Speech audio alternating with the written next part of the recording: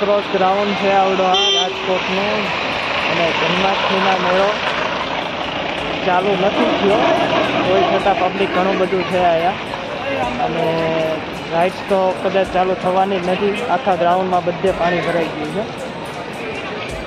અત્યારે હું ચક્કર મારવા આવ્યો છું અહીંયા. ક્યાં આવ્યા લવ આપણે? કઈ જગ્યાએ આવ્યા?